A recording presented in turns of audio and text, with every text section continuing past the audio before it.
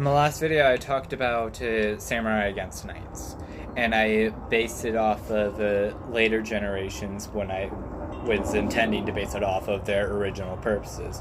So I'm rectifying that now. So samurai, in their inception, were mounted archers.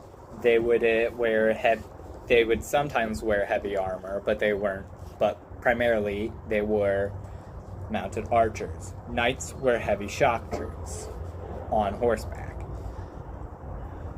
A samurai would commonly use a yumi bow, and it would commonly use a yumi bow to fight because they were mounted archers.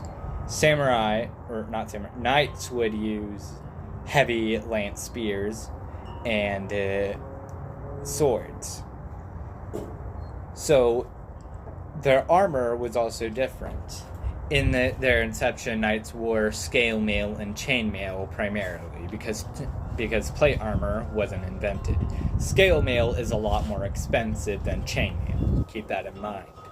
So primarily, the average knight would be wearing chain mail at the time, as well as a heavy gambeson or akaton underneath it. Samurai, on the other hand, would sometimes wear bamboo armor because I don't think they had metal, or they had the knowledge and capacity and skills to make metal armor yet. So they'd commonly be wearing heavy bamboo armor. So also Samurai's Yumi bow has a draw force of 140 pounds, and pair that with an arrow with a bodkin-like point, which is armor piercing.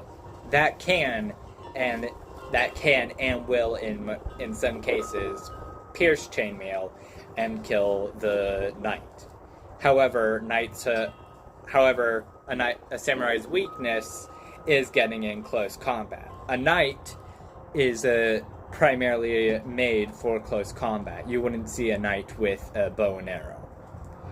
A knight against a samurai would try and get close in combat and try and kill them. So the samurai's best chance against a knight is to shoot them before they can reach them. If their arrow misses, they're pretty much gone.